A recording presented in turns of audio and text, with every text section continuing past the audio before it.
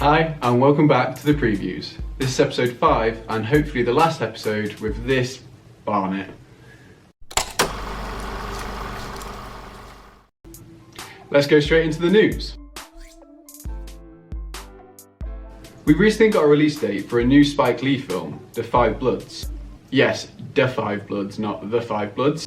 Is an upcoming Vietnam War story about 4 veterans who return to Vietnam in search of their fallen squad leader's remains and the promise of buried treasure. It stars Chadwick Boseman of Black Panther fame and Jean Reno, who played the title role in Leon the Professional, 2 very talented actors. Lee's last feature film, BlacKkKlansman, won an Oscar for Best Adapted Screenplay, so it'll be interesting to see whether The Five Bloods can live up to this award and critical acclaim. I thought BlacKkKlansman was wholeheartedly deserving of the praise that it received. Not only was it extremely funny, as most of Lee's films are, the message behind the film was incredibly moving. At a time in America where white supremacists were emboldened by Trump, and still are, it showed you that a lot has changed since the 70s, but America still has a very long way to go in regards to race relations. We can find out if The Five Bloods will live up to Spike Lee's filmography on the 12th of June on Netflix.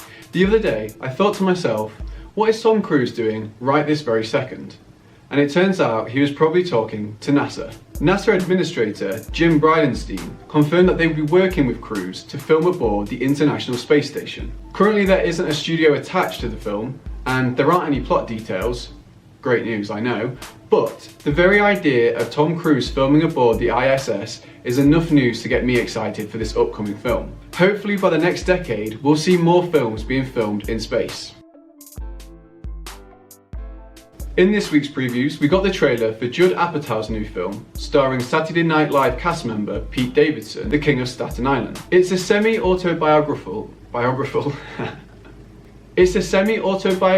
story about Pete Davidson's life after his father dies in 9/11 whilst working as a firefighter. The film is an alternate life of Davidson's if he'd never found stand-up comedy to cope with the loss of his father. If you've ever seen Davidson's material before, such as his roast of Justin Bieber, then you'll know that this film is going to contain some dark humour. That's the date my dad died. Knock, knock. Who's there? Not your dad. But with Apatow at the helm, it's sure to also be heartfelt. And the trailer certainly seems to confirm this. I'm a big fan of both Apatow and Davidson, so I'll be purchasing The King of Staten Island when it drops on demand on the 12th of June. As many of you know, this week was the 75th anniversary of VE Day. As such, I decided to watch Gary Oldman's Oscar-winning performance in 2017's Darkest Hour. This film gives a different perspective to most of the war epics that you might have seen. In this case, it follows the resignation of Neville Chamberlain and the rise of Winston Churchill as the British wartime Prime Minister. Oldman really captures the emotions behind the complicated decisions and the toll that this can have on a human. The weight of one man's life on your shoulders must be terrifying, but with 400,000 men stuck at Dunkirk, the amount of pressure would break most people. This film is a testament to Churchill's resilience in the face of what they thought then was obvious defeat. There are some very interesting shot choices in this film that help to add to this disconnected view of World War II. While some in this country dreaded your appointment, none dreaded it like Adolf Hitler.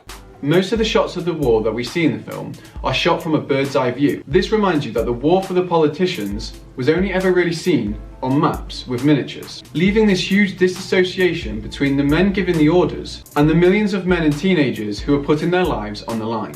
If you're interested in a World War II film that gives you a different perspective, then check out Darkest Hour on Netflix. Since I watched Darkest Hour, I wanted to watch something about World War II that was from the viewpoint of the men on the front line. So I finally got around to watching the series Band of Brothers, and boy am I glad I did. Starring famous faces such as David Schwimmer, James McAvoy, Damian Lewis and Michael Fassbender, and produced by Hollywood legends Steven Spielberg and Tom Hanks, hot on the heels of Saving Private Ryan, they helped create a 10-hour epic about the real-life events of Easy Company of the 101st Airborne Division.